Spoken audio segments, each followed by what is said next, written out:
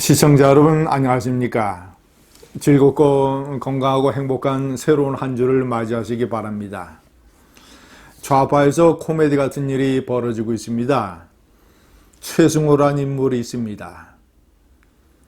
MBC 해직 기자 출신으로 뉴스파타라고 하는 인터넷 방송의 PD를 맡다가 문재인 좌파 정권 들어서 MBC 사장이 됐던 인물. 지난 2월 달에 사장을 그만두고 지금 다시 뉴스타파의 PD로 돌아와 있습니다. 그가 좌파의 김어준을 신랄하게 비판을 했습니다. 문제를 제기할 때 제대로 확인도 하지 않고 일종의 선동적으로 작품을 만든다. 특히 영화, 이런 문제를 제기를 했습니다. 제가 전문을 읽어보면 나름대로 일리 있는 논리와 이 케이스를 들어가면서 비판을 했습니다. 이것은 좌우를 떠나서 선동적인 프로나 또는 선동적인 주장을 하는 사람들이 꼭 읽고 반성을 한번 해볼 만한 그런 내용입니다. 그런데 제가 왜 좌파의 코미디라고 이 묘사를 하느냐? 최승호란 인물 자체가 과거에 그런 비슷한 영화를 만들어서 제가 신랄하게 비판을 한 적이 있기 때문입니다. 심하게 얘기하면 못 묻은 개가 못 묻은 개를 나무란다. 제가 우선 일단은 우리가 선동을 좋아하는 사람들이 읽고 반성을 할 만한 의미가 있는 그런 내용의 최승호 씨가 김어준을 비판을 하는 그 글 중에서 중요한 대목들을 제가 조금 소개를 해드리겠습니다. 핵심은 김어준이 만든 세 가지 영화. 박근혜 대통령이 부정으로 당선됐다라고 하는 더 플랜이라는 영화, 이 선거 조작이 있었다는 것이죠. 그리고 두 번째는 누군가 세월호의 앵커 이 닻을 일부러 내려서 세월호를 고의로 침몰시켰다라고 하는 그날 바다라는 영화. 세 번째는 역시 또 세월호가 고의로 침몰됐다고 하는 유령선이라고 하는 영화. 이 세 개의 영화를 차례차례 이 최승호의 뉴스타파가 분석하고 비판을 했다는 것입니다. 그러면서 중요한 게 뭐냐라는 주장을 최승호가 하고 있습니다.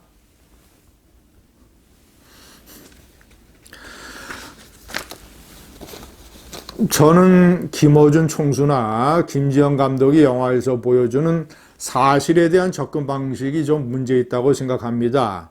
어떤 중요한 문제에서 자신이 이해할 수 없는 현상이 나타나면 그것을 곧바로 누군가의 조작이나 음모로 연결시키는 태도 말입니다. 선동하거나 음모론을 제기하는 것을 비판한 것이죠. 취재하는 사람이 스스로 이해할 수 없는 현상이 발생하는 경우는 너무나 많습니다. 사실입니다. 이번에 4.15 총선처럼. 그럴 때는 성급하게 단정해 음모론적인 추론을 하기보다 왜 그런 일이 일어났는지 우선 알아봐야 합니다. 취재를 해야 됩니다. 성급하게 음모론에 빠지지 말고 그것을 가장 먼저 설명해 줄 수 있는 사람들에게 취재를 해야 된다는 것. 예를 들어서 부정선거 관련 논란이라면 선관위에 먼저 취재를 해서 선관위의 설명을 들어야 된다는 것. 세월호에 관련된 논란이라면 세월호의 각종 이 장비나 또는 선체를 제작한 제작사 사람들의 얘기를 먼저 들어봐야 된다는 것.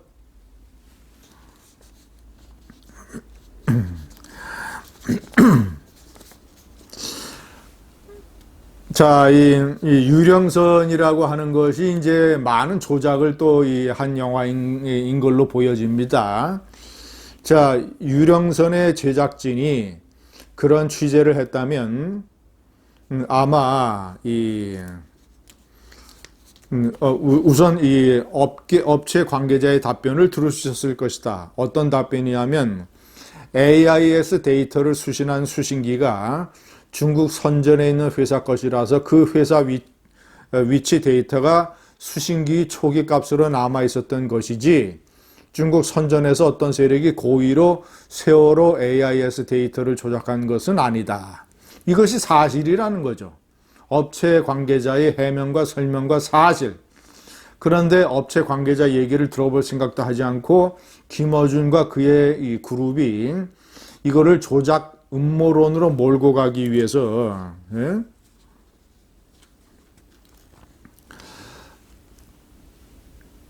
너무나 많은 사람들의 가슴을 아프게 한 비극적 사건에 대해서 섣부르고 위험한 주장을 세상에 내놓았다. 자, 더 플랜, 이 부정선거 문제도 마찬가지입니다. 자, 먼저 중앙선거관리위원회에 취재를 했어야 된다. 그러면 이 어려운 문제도 아니다. 왜 이 김어준이가 주장하는 K값이 1.5일 수 있는지 선관위가 자료를 바탕으로 설명을 해줬을 것이다. 자, 왜 박근혜 후보의 미 분류표가 더 많이 나왔는가? 문재인 후보보다는 박근혜 후보의 지지자 중에서 노인층이 많아서 미 분류표가 일관되게 더 많이 나온다는 것은 충분히 가능한 일이다. 그런데 김어준은 선관위를 제대로 취재하지 않은 채 누군가의 조작과 음모라는 확신을 가지고 그런데 19대 대선 문재인과 이 홍준표 대선 결과 K값은 역시 또 18대 대선과 비슷하게 나왔다. 그러니까 선거 조작이나 음모론은 터무니없는 얘기다. 라는 것이 최승호의 주장인 것입니다.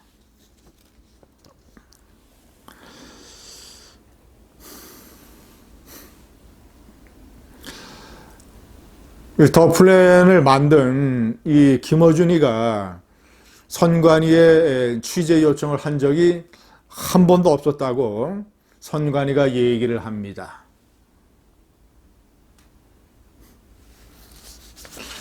시청자 여러분, 제가 코미디라고 얘기한 것은 이 말은 맞습니다. 최승호가 김어준을 비판한 이 글은 맞습니다. 그런데 참으로 코미디 같은 것은 최승호라는 인물 자체가 그랬다는 것입니다. 김어준과 똑같이 행동을 했다는 것입니다.